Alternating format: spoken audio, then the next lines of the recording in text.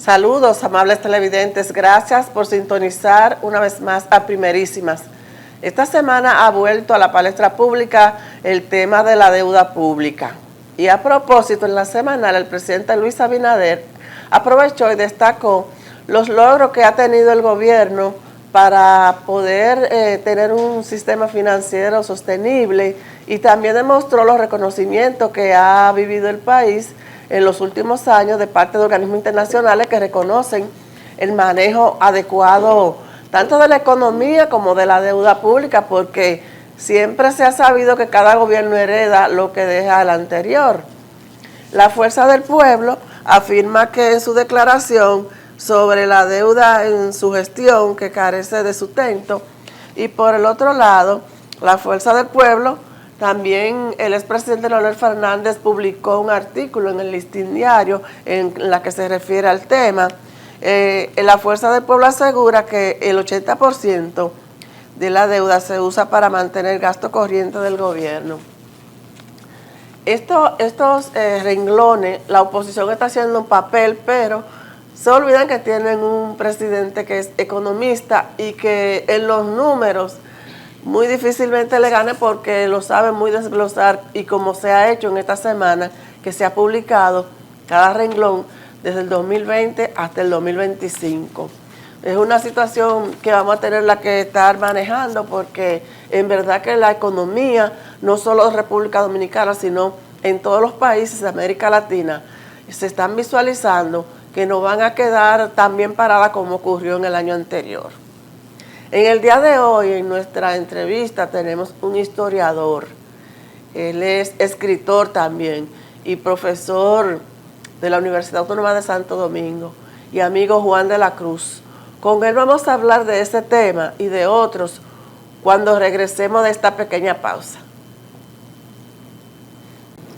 Ya regresamos con la entrevista. Nos acompaña en este día el historiador Juan de la Cruz, a quien le damos la bienvenida. Juan de la Cruz va a ser miembro próximo de la Academia de Ciencias. Bienvenido a tu espacio, Juan, un placer tenerte aquí de nuevo. Encantado, Yolanda, nueva vez en estas Primerísimas, que hasta el título, ¿verdad?, de tu programa motiva a uno a sentirse, ¿verdad?, halagado de estar en él.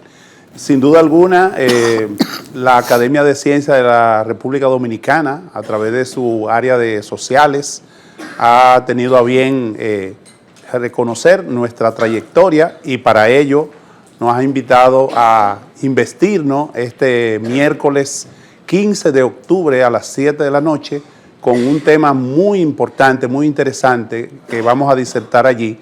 Ese tema es el gobierno del general Gregorio Luperón, una experiencia de gobierno ejemplar, de manera que a todos los amigos televidentes y a todo el mundo académico le invitamos para que nos acompañen el miércoles 15 a las 7 de la noche en la sede de la Academia de Ciencias de la República Dominicana, que está ubicada en la calle Las Damas, esquina calle El Conde.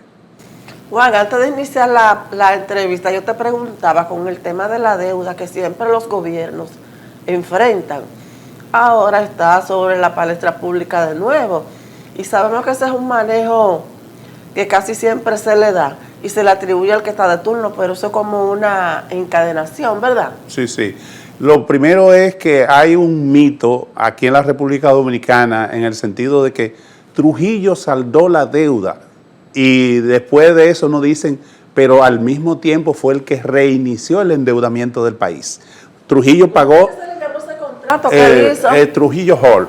Ese contrato Trujillo Hall, si bien es cierto que Trujillo pagó la deuda en ese momento, que era de 9.2 millones de dólares, no es menos cierto que el propio Trujillo solicitó al Fondo Monetario Internacional un préstamo de 18 millones de dólares, y al momento de su ajusticiamiento él había recibido de ese préstamo 11 millones, es decir, le faltaba por recibir del Fondo Monetario Internacional 7 millones, es decir que él pagó la deuda de 9.2 millones, pero hizo una deuda al momento de su muerte, había tenido una deuda del país de 11 millones de dólares, es decir, había incrementado la deuda en casi 2 millones más de lo que él pagó. Pero al mismo tiempo hay que destacar que gobiernos sucesivos han hecho préstamos en distintos momentos, tanto al Fondo Monetario Internacional, y cuando hablamos de esto, hablamos del doctor Balaguer, que incluso en un momento dado tuvo que firmar el diálogo tripartito con el sector empresarial, con los sindicatos y con el gobierno, y esto fue para adquirir préstamos del Fondo Monetario Internacional. Pero asimismo lo propio hizo Salvador Jorge Blanco, que metió al país en una situación que todos sabemos que desencadenó en lo que fue la revuelta de abril del 84. Mucha protesta por eso. Exacto. Y lo propio podemos decir también de los gobiernos que encabezó, en este caso, el PLD, como es el caso del gobierno de Leonel Fernández, y Danilo Medina, que tomó préstamos en su primera gestión de gobierno, y evidentemente esos préstamos fueron lo que le permitieron a él manejar con cierta, vamos a decir, facilidad la economía del 96 al 2000. Pero en el caso de Hipólito Mejía, que también endeudó al país con los famosos bonos soberanos y con toda una serie más de situaciones que se vio envuelto el país, que lo endeudó en cierta medida. Luego viene de nuevo Leonel Fernández y endeuda al país, que lo había recibido, claro está, en una situación muy desastrosa de parte del presidente Hipólito Mejía por la crisis bancaria que hubo y por el aumento del combustible. Y por el aumento del combustible, pero también por lo que había sido los ataques terroristas del 11 de septiembre del 2001, que habían dejado la economía muy maltrecha. Todos esos factores se unieron y eso llevó a Hipólito a tener que tomar en varias ocasiones préstamos internacionales. Pero luego viene el propio Leonel Fernández en sus 8 años de gobierno y tiene que también acudir a los préstamos internacionales para poder estabilizar un poco la economía.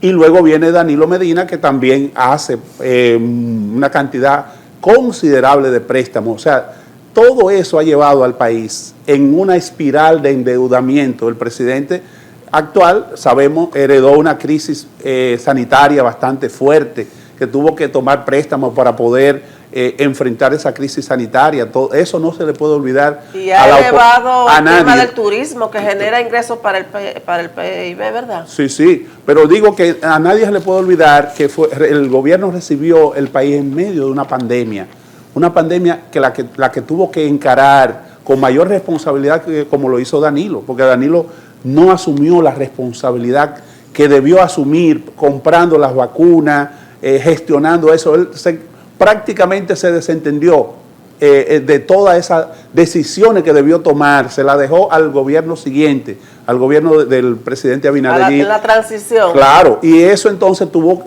llevó al presidente a tener que tomar préstamos justamente para enfrentar esa crisis, pero también luego toda la guerra con Ucrania, de Rusia a Ucrania, eso encareció una serie de productos que nosotros no producimos, como los granos, el maíz, el sorgo, el trigo, todo eso que se producía básicamente en esa zona del mundo, nosotros tuvimos que comprarlo más caro.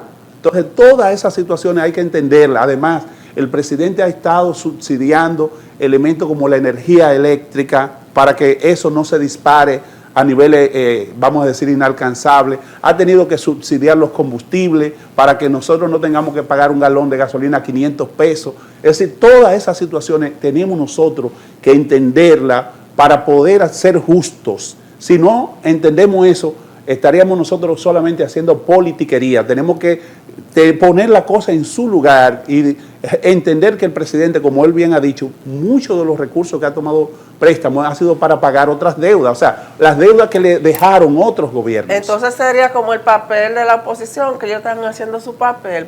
Tenemos que ir a una pausa y regresamos enseguida con esta interesante entrevista de este día. Estamos conversando en este día con el historiador y profesor Juan de la Cruz. Anteriormente él hablaba del tema de los endeudamientos de cada gobierno que ha ocupado un puesto en República Dominicana. Siempre se hace énfasis en que Joaquín Balaguer no le gustaban los préstamos, pero como quiera él lo hacía, pero a su manera. Entonces, en esta parte, Juan, Sería bueno, como hemos visto que ha estado analizando el gobierno liberal de Ulises Espaillat, ¿verdad? De Gregorio Luperón. Ajá, no, y también de Ulises Espaillat. Ah, sí, en el caso nuestro, dos trabajos hemos publicado en acento.com. Un primero, donde analizamos cuando Ulises Francisco Espaillat subió al poder, en qué condiciones lo hizo y todas las medidas que adoptó. Y el último, donde mostramos la oposición que sectores desaprensivos le hicieron, que finalmente lo obligaron a renunciar. Ajá, pero eso es muy importante, porque según sus ejecutorias es que el pueblo lo acepta. Claro, entonces, claro. El de Gregorio Luperón fue diferente a ese. El de Gregorio Luperón podemos decir que fue el que sentó las bases para la estabilidad económica, social y política del país. Los gobiernos azules, a partir del gobierno de Luperón, se afirman en el poder. Después de Luperón viene Meriño, después de Meriño viene Lilís, que no era dictador todavía, después de Lilís viene Francisco Gregorio Villini, después de Francisco Gregorio Villini viene Alejandro Botzi Gil, después de Alejandro Botzi Gil viene de nuevo Lilís, que ahí es donde él establece la dictadura y obliga al propio Luperón a irse del país, o sea, lo exilia del país, y Luperón tuvo que hacer un periplo fuera del país, primero por Europa. Porque endeudó a República Dominicana. Y él endeudó al país de una manera terrible, en el caso de Lilís. En este caso, el tema que va a hacer en la conferencia que va a hablar es de eso, lo que él hizo para recuperar al país. Sí, lo que hizo el general Gregorio Luperón. ¿Cómo él lo hizo? ¿Cómo él lo hizo? Vamos a dar ejemplo, Pero ¿cómo él lo hizo? ¿Cómo él lo hizo? En términos general, no queremos... Porque en aquellos tiempos... No queremos dar todos los detalles para... no, pero a uno lo compara sí. Ahora con lo que está pasando. Yo te decía que antes tú ibas a un supermercado con una lista, con 4,000 pesos y tú te llevabas una lista, ahora apenas con 1,000 tú llevas 3 cosas. Así entonces, es. algo tiene eso que incidir en el tiempo. En el caso del general Gregorio Luperón, puedo dar así en términos generales la idea de que fue un gobierno que estabilizó la economía del país. Fue un gobierno que creó un amplio clima democrático donde los medios de comunicación incluso lo financiaban para que pudieran abrir las revistas, periódicos. Es decir, un gobierno totalmente democrático, de par en par. La democracia campeó en ese gobierno del general Gregorio Luperón y al mismo tiempo fue el primero en limitar la gestión de gobierno, bajarla de 4 a 2 años y que la persona que fuera presidente solamente podía reelegirse por un segundo periodo. O sea que fue un individuo que de verdad lo que hoy estamos estableciendo en la Constitución actual, él ya lo había puesto en ejecución en esa Constitución que él aprobó en 1880. En el marco de su gobierno. O sea, ¿Y el que le siguió a él fue tan bueno como él? Fernando Arturo de Meriño tomó algunas medidas positivas, pero otras no tan positivas, sobre todo porque ejerció un gobierno un poco de mano dura a través del famoso decreto de San Fernando, que le dio luz verde a Lilís para quitar de en medio, era ministro de Interior y Policía Lilís, para quitar de en medio a toda la oposición, diciendo que todo aquel que se le encontrase con armas en las manos, inmediatamente podía ser fusilado. Era un pichón de dictador entonces. Sí, Lilís por lo menos se aprovechó para limpiar todos los enemigos que él tenía en medio, y entonces la gestión que él hizo de 82 a 84 fue aparentemente una gestión democrática y ejemplar, pero ya él había limpiado el camino como ministro de Interior y Policía. Cuando le tocó a él ejercer el poder no tuvo oposición porque la oposición la había eliminado antes de él llegar al poder. ¿Y entonces qué le sucede? A Fernando Arturo de Meriño le sucede Francisco Gregorio Villini, que apenas pudo gobernar yo le dije, después de Francisco de Meriño, gobernó Lilís por 2 años. Entonces después viene Francisco Gregorio Villini por 2 años más, pero tuvo que renunciar porque Lilís lo metió al medio diciendo que él iba a poner a los enemigos de Luperón, lo iba a traer al país para que le hicieran la vida imposible a Luperón. Y entonces él prefirió renunciar, Francisco Gregorio Villini, porque era un hombre que no era de eso, como lo quiso presentar Lilis. Y entonces eso lleva a que renuncie Francisco Gregorio Villini, que asuma el vicepresidente Alejandro Watts Gil, y entonces pasó a ser un títere de Lilis, que creó la base para que Lilis entonces postulara a la presidencia.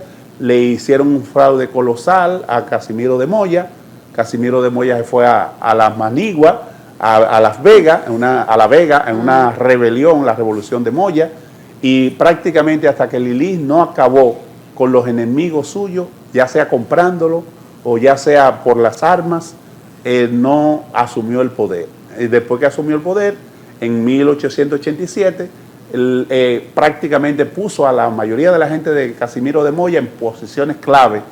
Habiéndolo, ya él lo había comprado, lo puso en posiciones clave, y a partir de ahí, entonces persiguió a Gregorio Luperón, que era su mentor, y porque la gente lo estaba proclamando a Luperón como candidato presidencial en 1888, y entonces él lo que hizo fue persiguió a Luperón para que no pudiese aspirar a ser presidente de la República. Es decir, que eso es una trayectoria casi similar en todos los periodos. Sí. Hasta Trujillo, que fue el que duró más tiempo. El que duró más tiempo, sobre todo por la mano dura que implementó. Ya el tiempo es muy breve, Juan, porque para conocer la historia de los gobiernos de República Dominicana hay que coger un espacio para cada uno, porque claro. el tiempo es apremiante. Pero en resumen, ¿cómo evalúa que haya sido esta trayectoria de gobiernos de la República Dominicana en este tiempo tan corto? Lo que podemos decir en el caso, por ejemplo, de ese periodo conocido como el periodo de los gobiernos azules, que por lo menos Luperón demostró que se podía hacer un buen gobierno, que se podía gobernar a favor de la mayoría de la gente. Y además fue un hombre que siempre su espada estuvo al servicio de la patria. Y eso es uno de los elementos clave que nosotros tenemos que tomar en cuenta. Un Gregorio Luperón que nunca legisló para su beneficio personal y particular, sino que siempre pensó en la mayoría del pueblo dominicano. Que eso es lo que debemos hacer todos los dominicanos, claro. Pensar en el bien del país. Así es. Juan, gracias. Yo espero que cuando te vayan a hacer tu juramentación en la Academia de Ciencias, muy bien ganado. Así que gracias por haber aceptado la invitación. Bueno. Es que siempre el tiempo se nos es corto para toda esa historia que conoces. Gracias. Amables televidentes, gracias a ustedes también por la sintonía. Estuvimos conversando con el profesor e historiador Juan de la Cruz de la Universidad Autónoma de Santo Domingo UAS. A ustedes, como siempre, gracias por la sintonía. Recuerden mantener la sintonía con el canal a través de www.cinevisión, canal 19.do, desde donde quiera que estén. Será entonces hasta la próxima, cuando nos volveremos a encontrar en otra entrega más de Primerísimas, si Dios lo permite, que la pasen bien.